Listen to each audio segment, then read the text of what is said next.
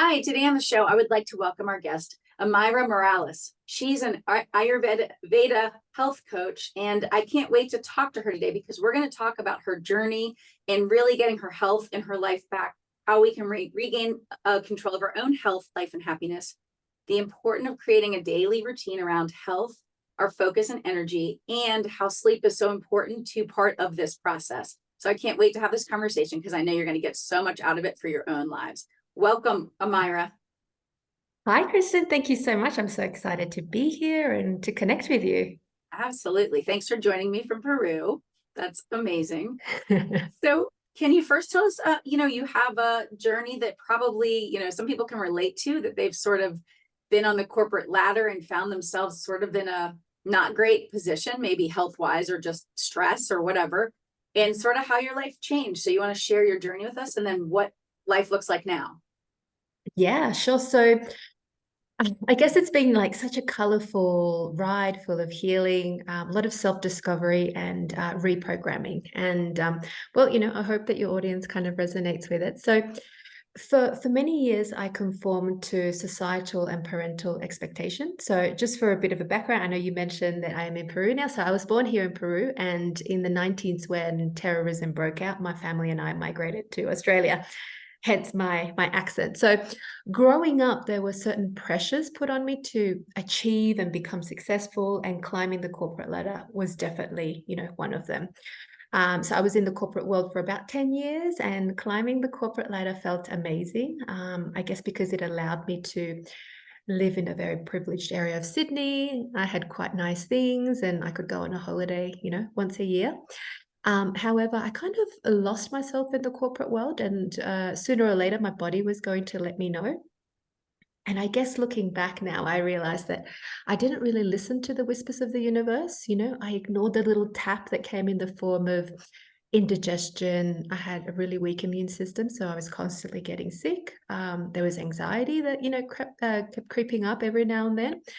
I felt cold all the time. I had severe hair loss. Like I literally couldn't run my fingers through my hair without clumps of hair just kind of coming out, and mood swings as well. And then the universe gave me a little pinch, and that came in the form of hypothyroid, insomnia. There were times where I only slept like 3-4 hours a night, and I felt tired all the time. Obviously, my stress levels were quite increased being in the corporate world, having to meet deadlines and meetings and, KPIs and all of that kind of stuff. And I also was riddled with candida that I didn't even know I had. I had parasites because I had also gone traveling quite a lot as well. And I had quite severe low body weight. I was down to like about 40 kilos. I don't know how much it is in the metrics that you use. Yeah. And I also had amenorrhea. So I lost my cycle for about 8 months. No, so I should have been aware of this, but in the corporate world, you just push through it. You take a pill and hope for the best kind of thing. No, so then finally, the universe gave me a little slap across the face and sent me to hospital due to burnout and kind of like a whole host of vitamin and mineral deficiencies. And there is no bigger wake-up call than, staring at the ceiling of a hospital room and realizing that, I had no one to blame but me. I guess I was used to blaming a partner, my parents, my childhood, but this time it was on me. So I was the one who had created this mess, and because I had pushed my body to its absolute limit. Mm. So then after I was released, I kept going from specialist to specialist. And I realized that the only solution seemed to be prescription medication. And as you can imagine, I became quite frustrated and disappointed, because every kind of road that I ended up, it was like, oh, you need to take these pills. And it was like, oh, what about this? Oh, I was like pills. So it was quite a frustrating journey, So I guess that's when I realized that I was outsourcing my health to other people. Yeah. So I wasn't being really responsible, and I'm not saying that I am anti-modern medicine, because I think modern medicine is excellent at treating acute conditions and trauma, but I believe it kind of fails in the prevention of disease.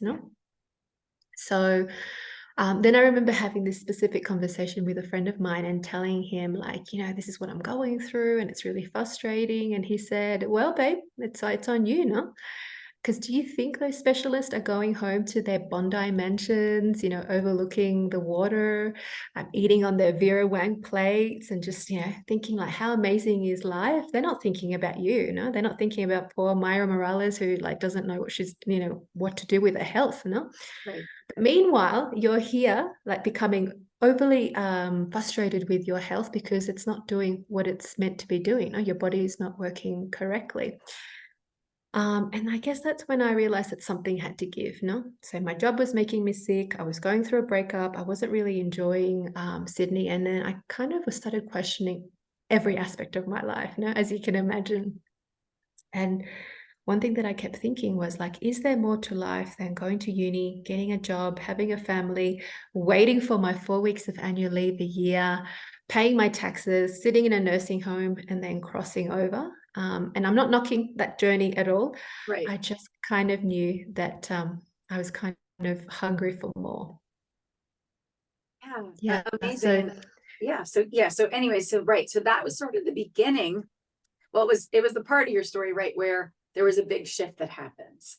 And Totally. you took a trip. So do you want to tell us a little bit about that part of the journey as it unfolded?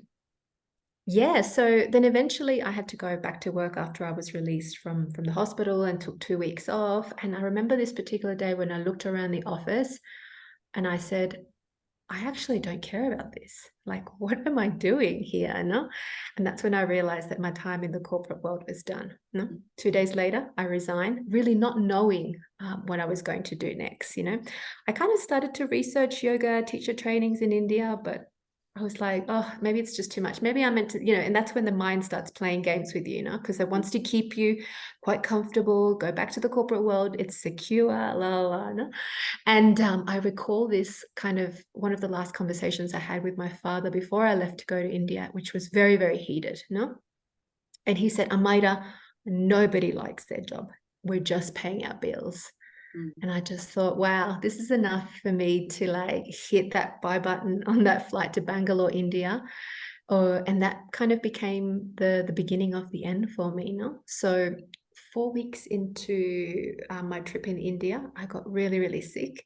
And through a series of fortunate events, I ended up at a Ayurvedic clinic. And that was kind of like the beginning of this journey, because this lovely Indian doctor, he had put all these like the analysis together and he said to me, this is what you've got, And if you have, two choices, you can either keep going in the same direction and be faced with a future of infertility, Alzheimer's, arthritis, or you can start actually taking radical responsibility for your own health, And it was really like a no-brainer for me because I had invested so much money, so much time, so much energy in Sydney, going around in circles with specialists. And he said, yeah, I mean, this is certainly something, I can help you with and definitely something that you can benefit from doing an Ayurvedic cleanse, So then I checked into his 21-day panchakarma, which is like a detox at his spa. Now, this is no like Hilton experience because it's probably like one of the most difficult things I've done next to like Vipassana or ayahuasca ceremonies, And it's challenging because it requires you to be still, present and reflect. So the detox process, your body is detoxing the physical body, but there's also these different aspects of your life that you start to think about, relationships, friendships, old habits, thought patterns. But within the 2 weeks that I was within the 3 weeks that I was in there, like I felt so much better. Like my skin started to clear up. I was sleeping so much better. My digestion improved like dramatically. And I had a lot of energy, And I remember like one night in my room crying and thinking like, wow, this is the first time I feel so connected to my body, And why don't people know about Ayurveda, I remember like wanting to share my experience with everybody back home, like telling them like I found this healing modality in India that, after 21 days, I'm feeling so much better, And on my last appointment with the doctor, I asked him, what happens when I heal all my digestive issues? He just looked at me and he said, you will discover your Dharma. He closed the door. I shrugged. I was like, I don't know what he means by that, because he was quite a quirky doctor as well. So I was like, ah, whatever, no. So fast forward 5 years, here I am. An Ayurvedic health coach. I live in a really beautiful place of Peru, surrounded by mountains. My happy place is ecstatic dance. I use plant medicine to keep healing. I'm learning to dance between the masculine and the feminine energy, which is super important because in the corporate world, I was so into my masculine, no? Mhm. And really connecting with Mother Nature because, as I mentioned, I'm surrounded here by mountains, no? And I think like this is the healthiest that I've ever been because I have all this knowledge now and the tools to come back into balance when I go a little haywire, no? But above all, I am following my Dharma, which is helping professional women optimize their health so they can avoid burnout. Mhm. So great. I love that that is your mission or your calling, and that, your journey took you there, and which often happens to us, right? Hmm. Something in our past or on our journey kind of makes it very clear. And so I love that. But what I want to talk about is, well, two things that came to me when you're saying that. One was, I've heard said before, disease is dis-ease, right? It's the lack of ease in our lives or in our bodies. And so obviously, Ayurveda medicine Yeah. is, in case people aren't clear with what it is, and you can explain this further, but it's a natural holistic approach to physical and I'm sorry, for your physical and mental health, which Hmm. also differs, right? Because some modalities don't address both. Like you said, when you were in there, it wasn't just about what you were putting into your body and what you were doing. It was also, meditation and all these other things, right? That you were having to do, the quiet, the present. And so I think the first thing I want to do is talk about what is, in a very broad sense of the word, what is, this type of healing or medicine. So do you want to start with that? And then we'll go a little bit deeper into how people can apply this sort of thing to their own lives for having, taking control of our own health. Yeah, sure. So I guess, when in the West, when we go to the doctor, like the disease has already hit level 8 or something, no? Because maybe you've got an ache or there's a discomfort or whatever, no? So the whole point of Ayurveda is to prevent that from happening, no? So as you mentioned, so Ayurveda is actually one of the most sophisticated and I would say powerful body-mind health systems in the world, and it dates back to ancient India. So we're talking about 5,000 years ago. And it's actually the sister science of yoga. So I'm sure most of your audience has heard about yoga, but they're actually both meant to be practiced together. So while yoga looks at creating balance, state of body and mind, Ayurveda actually looks at keeping the body and mind healthy. So you can go out and pursue your purpose, live your life's desires, right? Because what is the point of us having like this amazing yoga practice, but we go home and we smoke or we have really bad habits, no? So the whole point of Ayurveda and yoga is for them to work in conjunction with each other. So Ayurveda says in order for you to be healthy, you must have knowledge of all aspects of your life. So quite often in the West we just think about our food intake or our exercise, no? And that's just one part of the equation. So Ayurveda actually really considers, what's your emotional state like? Are you happy with where you're living? Are you happy with what you're doing? What are your relationships like? Are you surrounded by people who are uplifting and supporting you? And, are you following your Dharma, the reason why you're here, your life's desires? So I personally love Ayurveda because it looks at an individual from a bio-individuality point of view. So this simply means that a person is unique with certain characteristics, and what works for me may not necessarily work for you, Kirsten. And what works for you may not necessarily work for your next door neighbor, I know.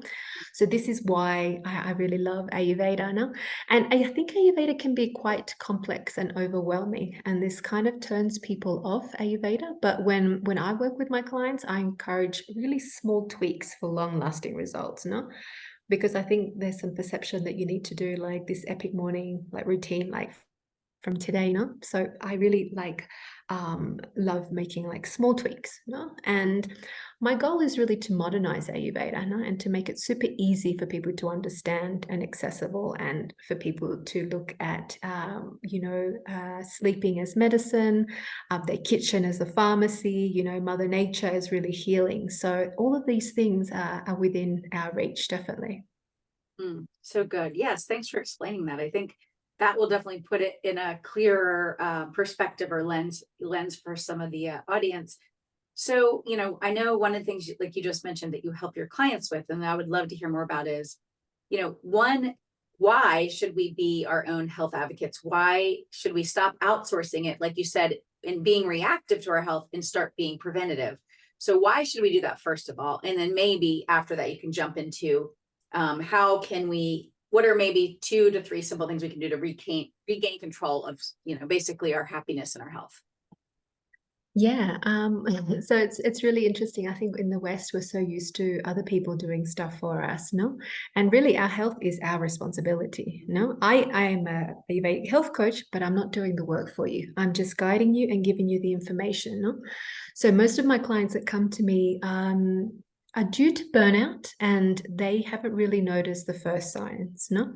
Like I said, the first signs maybe is the dissatisfaction with job, maybe you're feeling tired all the time, but you just keep kind of pushing through, no? And it isn't until we get to like, so I work in stages when I work with my clients who have burnout. No, the first stage being the honeymoon stage, the second one being onset of stress, the second one being chronic stress, burnout, and then habitual burnout. So I try to see where my clients are at. So most of the time it's the honeymoon stage and the onset of stress, and the first 2 levels of burnout. And then we start to make really kind of small tweaks into their routine. Like the morning routine for me is like such an amazing practice, no? And one of the things that I find, which is super interesting with my clients, is the overuse of supplements. Because we've heard somewhere on Instagram or somebody has mentioned that, we all need to take this kind of oil, this kind of supplement. But the real question is like, are you deficient in that? Oh, actually, I don't know. I've never done the test, So we really need to stop also kind of using prescription medication, but now using supplements as a replacement, So we've replaced one thing with another, and like I've got this particular client that I used to work with, and she started off with like having 12 supplements a day, But I was like, but why? Like, why are we doing this? Like, how is your breathing? How is your sleep? How are all these other small things in your life? How can we improve them so you don't have to take this, so you don't have to take that, no? So there is this overconsumption of supplements, and our body really only absorbs about 20% of supplements. So really, the rest of it is just really expensive pee, no? Right. So yeah, that's the kind of the reality. So with my client, I really want them to focus on smaller things. No, so smaller things. We start off with small things and then go into, to get those really big results. Get rid of your phone before you're going to bed. Now, really have a beautiful sanctuary in your bedroom. Look at your hydration, because if you haven't been hydrated all day, you're like at 7 p.m. thinking, gosh, I haven't drank anything all day. Now I'm just going to like have like 10 cups of tea. Then obviously that's going to interrupt your sleep, no? Yeah. So yeah, it's about making all kind of these small tweaks for long lasting results. Yeah. Yeah, absolutely. So let's talk about that though. Like for your instance, you found out you were burned out, but what would you say when people come to you, so clients you've worked with, when they're starting to have the early burnout, chronic burnout, all these things, like what is maybe where they're most unbalanced, are you finding? Or is it everywhere just a little bit? Yeah, I think because I mainly work with women, one of the things that I find is not setting boundaries or not voicing the things that I need help with, no? So they just run around the house a little bit cranky because they have to do the washing, they have to pick up the kids, they have to do this, and sometimes we don't let other people help us, no? Because my husband doesn't do it the way that I want it to, or because I want my house to look, like an IKEA catalog, no? And it's not about that as well, no? I had this particular client as well who I said, get some help. And she said to me, but what my family think that I'm kind of struggling if I get a cleaner in? And I'm like, it doesn't matter. It doesn't matter. Like, I would rather you be like mentally feeling well, physically feeling well, than thinking about what Auntie Margaret is going to say to you that you've got a cleaner, no? And it's okay to get help, no? And it's okay to say, guys, like, I need a family meeting. I'm kind of struggling and I don't know what's going on with me, So a lot of the women that I work with as well are heading into perimenopause as well. So that kind of age bracket, no? So there is definitely a difference between burnout and perimenopause. They kind of share similar symptoms, but one is like onset all the time, no? And one is kind of sporadic because the hormones are doing different things. So that's kind of the age bracket that I work with, but definitely like help women with their sleep. Like sleep for everybody is really important. And we actually don't even understand the importance of sleep. No, just the other day I was flicking through Netflix and there was like a documentary of Steve Aoki, who's a DJ, and his documentary is called I'll Sleep When I Die. And you keep hearing these kind of phrases in the English, language that, oh, sleep is not important. No, but it is vital. It is really vital for our health. There's so much detox going on. There's so much, goodness for the brain that is going on. But now we've got all these devices and we're online all the time. No, so that's something that I really love helping my clients with. So tell us just a little bit more about that, about sleep. And actually, I just had a friend recently that was working with a functional medicine practitioner, and that was one of her biggest areas that she needed to improve was lack of sleep, and not from her own doing, but just because of her house environment, someone snoring or people waking her up. But, it was like, that is one of the things that was causing more struggles, right? More challenges in her body was this lack of continuous sleep. So maybe are there some really simple beginning things people can at least look at to see, like, is this an issue for me? Or, what can we do to make sure we have good sleep hygiene?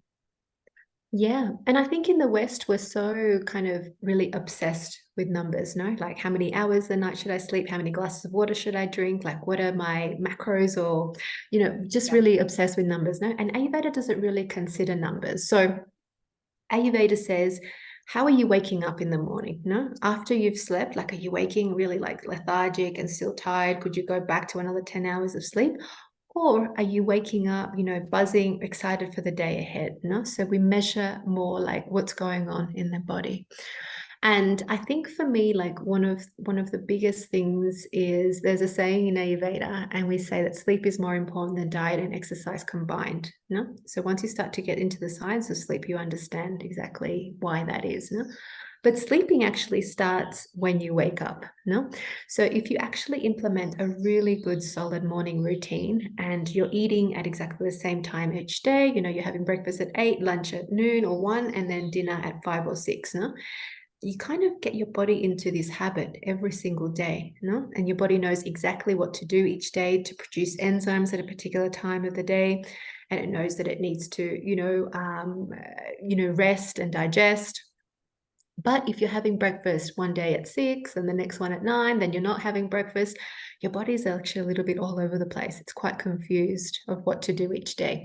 So having a solid morning routine will actually set you up for the rest of your day. And we know a lot of, professional people, live by that. I know Tony Robbins is a huge advocate of, that solid morning routine, and it makes sense. No, it makes total sense. And we also want to look at exercising at the correct time of day, So exercising in the morning will actually help you sleep throughout the night. Because if you start exercising, and I know that some people still work in offices and can only go to the gym at, after work 6, 7 o'clock, but that gives you more energy throughout the afternoon, evening time, So then you're finding it maybe a little bit challenging to go to sleep, But if you're going to the gym earlier in the day, or you're going for a run or a swim or whatever, doing your activity in the morning, it will actually help you sleep for the night. So solid morning routine is really helpful. And also looking at hydration, having hydration. I normally get my clients to stop drinking or having herbal teas at around 5 or 6, 6 being the max, So we want you to get a really solid sleep throughout the night. And I think it's really important to obviously do a tech detox, So I know we're also busy. Sometimes we get home and we still want to work, or we still have things to do, or we're on Instagram, or, but that screen is actually really not helping us sleep, because our mind doesn't know if it's morning or evening because of the light that it's coming out of our devices, So that's definitely another one. And also for people who've never tried meditation or breath work, I really encourage just to get on YouTube. And even if you do like alternate nostril breathing or just some deep belly breaths just before you go to bed, and that will kind of set you up to get a good solid sleep, and not having a heavy dinner. No, I know in the West we're so used to having like a lightish lunch and then our pasta or our risotto at night, and that can be quite heavy for the stomach. So always recommend my clients to have like a really light soup or something super, super, super light in the evening. Still nutritious. I'm not saying no nutritional value at all, but like a soup is really great, or just a curry, without rice or anything. So more veggies that your digestive system can digest. Mm. Those are all really great, things to be thinking about. And, like you said, all things that can easily be implemented, and no one's saying, oh, go do all the things at once, but it's kind of review what's going on in your life. Like you said, how Yeah. are you feeling in the morning? Are you rested? Are you feeling worn out every morning? And then maybe sort of assess, hey, what things might I do a better job with, Yeah. in those areas. So yeah, I think those are really great. So thank you for sharing those. No worries. And do you like have a self-care routine at all? Because I think sometimes we're seen as having a self-care practice like quite selfish. So Yeah. I think we need to kind of shift that mindset, no? Yeah, no, absolutely. I mean, I definitely do a little reading, a little bit of prayer stuff in the morning. I don't walk every morning in the morning. Sometimes Mhm. it's later in the day, but usually it's a little time for that. I'll go in my garden. Like, yes, so I do have a normal, hour or longer in the morning to do all the things that I want to do, or need to do in my day before I get, going on my computer, or doing things for other people in my family. So Yeah. it is really important. And, I do vary sometimes what time I get up, but that's only because sometimes, even though I try to go to bed at a reasonable time, I get woken up because my husband's coming in later or something like that. But yes, so I usually do try to have an hour to hour and a half in the morning where I can get all the things done that I want to, that make me have a better day, right? Start my day off better. And I feel grounded. I feel more calm in my day by doing those things. Absolutely. Yeah.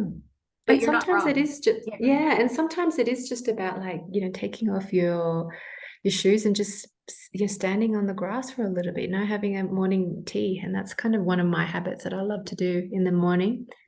But yeah, I think sometimes people overcomplicate it and think that self-care is about nails and going to the spa for half a day, when it really isn't. It really is about, nourishing the body, getting a good daily routine, sleeping well, hydrating, doing mindfulness practices. Like you're saying, sometimes you love to read. So yeah, it's about these small things. Yeah, and you're not wrong. I have so many girlfriends who I feel like when I talk to them, it seems like they're in a state of frenzy or overwhelm a lot, right? And not that they don't do some self-care things, like they might go on a walk when they can, not daily always, but I can just Mhm. tell it's like, are they ever taking time just to literally like calm their system down and reset, or, to kind of take down their stress levels? And for some of them, I don't think they are, and yes, they might have a lot of things going on that are out of their control in some cases, chronic health issues or someone in their family. I mean, there's real things going Mm. on, but that's even more reason, I think, to have self-care time in our day, because our stress is probably even higher than normal, and so I can notice it from a mile away, which I'm sure you can too. And you just try to tell them as you can, hey, you need to make time, for yourself, because it's not always, you can't serve other people well if we're not caring for ourselves, right? Totally, totally. And actually, on the topic of stress, it's super interesting because I had a client recently ask me, but isn't the whole point of life to be like stress free? And I'm like, I don't know if I absolutely, believe that as well, no, because I think there is this conception that we're all aiming to live this stress-free life, no? But I can see that, I've been living in like phase three, which is like chronic stress. Then having a stress-free life sounds very appealing, no? Yeah. But we also need to realize that certain stresses in life are actually okay, no? For example, stress can serve me really well to motivate me or to take action towards, one of my goals, or while I'm learning, stressful situations can provide me an opportunity for personal growth, no, and development and learning. Yeah. And even in terms of health, stress can be very beneficial in our physical health such as exercise, no? So to Right. improve Yeah. cardiovascular health and muscle mass and all of that kind of stuff. So stress is not all bad, no? And what is actually really bad for you is feeling stuck. For me, personally, that's my Yeah. opinion. Absolutely. And, you were kind of alluding to this, but, it's kind of examples, like you said, exercise or stressing our muscles, right? You're tearing your muscles and then they rebuild back. That's how Mhm. you strengthen your muscles. But it's the same with people that do the cold, right? Plunging in cold water or taking a cold Yeah. shower.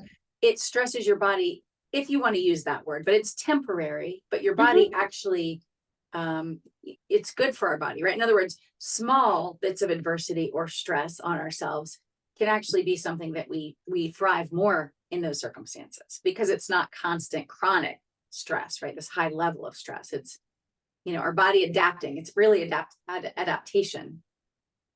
Totally, totally, 100%. So yeah, a little bit of stress is okay. Yeah, absolutely.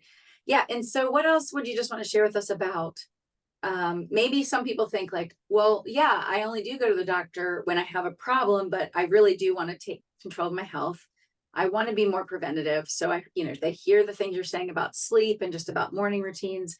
But is there just anything else you would want to share with people to encourage them to, take control and be preventative, proactive with, our health and our lifestyles, and that we do get to decide. We don't have to keep living in whatever it might be that's stressing us out, right? Like it could be our work environment, it could be a personal relationship, it could be that we're not contented, in what's going on in some area. Yeah, I think one thing in Ayurveda is the root cause of most of diseases I mentioned is the digestive system, you know? Mhm. And I think we are overdoing with a lot of things. Now, if you think at like the general American standard diet, like it's quite a lot, no? Even the Australian diet, no, it's quite a lot. So I think eliminating processed foods is a really great way to start. Just putting less pressure on the digestive system. And in Ayurveda, we work with 3 doshas. So it's really important, like once you get to know a little bit about Ayurveda, to start eating in accordance with your particular dosha. So what is serving you, no? Because one thing that was throwing me out of whack was that I was not eating correctly for my body, no? So therefore, one of my elements came out of balance. And this is why I was losing my hair, why I was like dropping weight, and why I was like having candida, and I was having all these health issues. So one advice is for your audience is to get to know their unique constitution and eat according to that particular dosha, is what we call in Ayurveda. And also looking at hydration. I think a lot of us are deeply hydrated. And when I speak to my clients and I do like the tongue analysis and I get them to like, what's your skin feeling like? What's your hair feeling like? I find that a lot of the times it's dehydration is reason why they feel so tired, why they're not sleeping very well. So one thing that we love in Ayurveda is this Ayurvedic Gatorade, which is just good clean water, a few squeezes of lime, some salt, and sugar. So whichever, just a pinch of sugar if they want, but coconut water can replace good quality water if you don't have any. So it's making these kind of small tweaks, no? So yeah, I think that's kind of where I would start, and looking at learning to combine food correctly, no? A lot of the time our stomachs are having to handle so much, and in Ayurveda what we do is actually we do a reset with just having something called khichdi, which is just rice and mung beans and spices according to your unique constitution, and that just allows your stomach to rest for 3 days or so. You're just having the same meal each day, but you're not overpopulating your food with cereal and then toast and then coffee and then lunch and then dinner and then snacks in between, where that's a lot of pressure to put on your digestive system. So we go back to easy to digest food, warm and nourishing. So good. Oh, that was a lot of interesting information. So thank you for sharing that. So, okay, well, as we wrap up here, before you share, about where people can connect with you online, do you just have one last, tip or story you want to share with us, just about, how you've stepped into your really just this healthy, your best life, you're doing work that you feel called to, your mission, and just encouraging people in their lives, to make sure that they're really stepping into, what's here for them. Yeah, I guess, it's for me, like I knew that the corporate world wasn't in it and I was doing it for the wrong reasons. And this is probably why I came across so many health issues, So I think it's really about discovering what lights you up, what's your purpose. And I know that not everybody can just pack up the bags and go to India and discover themselves, But I think during the pandemic, what they called was like the big resignation, where it really made people focus like, do I really like being an accountant? Do I really like living where I'm living? Like, would I rather be like off grid, grow my own veggies? So I think it's time for, to really reassess, what we're doing in life. And I wouldn't have been on this journey without all my health issues. So in a way, I am super grateful and understand that I had to go through that to come out the other side and help women, So I can come from a place of love and understanding and compassion for them, as opposed to like just textbook experience and that's it. So I think for me, like the biggest like takeaway would be like really pursue what you're interested in. Don't be afraid. And I know it can be like really scary at the beginning of it all, no? But yeah, I think that's part of the process, because if it was so easy, we would all be doing it. We would all be healing our childhood traumas. We would all be doing everything. So it's not easy, but it's definitely worth it. Yeah. Oh, so well said. Yeah. And I think that's the thing is a lot of us let fear or uncertainty or potentially thinking that where we're at is safe and secure, but what is it doing to us? In other words, Mm-hmm. what is the other side of that coin? If we're staying but we're very unhappy, what is it actually doing to us long term? Because there's a saying that I've shared often, and I won't share the whole quote right now, but it's basically right. It's like, if health is absent, what is the purpose of anything else, right? Money doesn't matter. Mm-hmm. Your Mm-hmm. life, your house doesn't matter. None of it matters if we don't have health. And so it really does start with health. And everything you've shared with us is really about, like you said at the very beginning, we're so disconnected from our bodies. And you said after you went through that 21 days, you felt the most connected to your body, right? Your mind and body were connected more than they had been. And so really this is a conversation about how can people tap back into, be present, be aware of what's going on with our bodies, what's going on with our minds, and what is holding us back. Like you said, the worst thing is not even some of the other things we talked about. It's being stuck, not growing. And so, I'm with you. I would just encourage people. Fine. I just did an episode actually that came out today. But how do we figure out, like, what do we want to explore? What do we want to, like, even if it's a hobby, what is there something new that you're Yeah. not doing, but you're like, I really want to. Well, what's stopping you? Take one little baby step, and then if it's in your life, like, what's holding you back? What's the thing stopping you from doing what you really want to do? And so I just did an episode about that today, but it's, it really Epic. is important, and we only have one life, so it's kind of like, Yeah. what are you waiting for? It doesn't mean quit your job today. It just means keep exploring, keep discovering, right? Kind of like, where do you want to be? Where do you want to go? Exactly. And I think one of the last days that I had in the corporate world was when I looked around and I was like, I looked at people who were like in higher positions than me. They were burnt out. They weren't spending enough time with their families. They were working weekends. They were like drinking cups of coffee in the morning because the previous night they had gone out on a blinder. So it's really like, wow, is that kind of like my future? Is this where I'm heading? And that's when you start to really question everything. And it was like, definitely not. I don't want to have that life where I'm only spending a few hours, a day with my kids. And so it really depends, and there's so many different opportunities now for people, if they want to get out of that, there's affiliate marketing. And I'm not saying like go for it 100%, but there is more flexibility if spending time with your family is a priority than, working in the corporate world or working 10-hour days. Yeah. Oh, I love it. Well, thank you for coming on and joining us this morning. Amayra, can you tell people how can they connect with you online to learn more about how you help people and the information that you provide to people as well? Yeah, so I'm kind of a little bit more active on Facebook. So you can find me under Amayra Morales. I also have a really awesome Facebook group where I love to hang out, and it's called Ayurveda for Professional Women. So this is where I share nourishing recipes, self-care tips, just general Ayurveda health that is going to help you. So yeah, either one of those is fine to connect with me. And I have a 3-month program called Cleanse, Nourish, Balance. So I really take women through this cleansing process, and it's just not the cleansing of the body. So it's like looking at your household products, at your cosmetic products. Like there is so many toxins in there and things that we don't even know, like what they're doing in those products. And then the nourishing component is me bringing things back into your diet that is actually going to support you. And then the balance is a blueprint into how you can actually come back into balance anytime you feel like you've gone a little haywire. So good. I love it. Thank you for sharing all of that with us. And I really appreciate all the tips and information you shared in your journey. So thanks so much for joining us today. Thank you so much.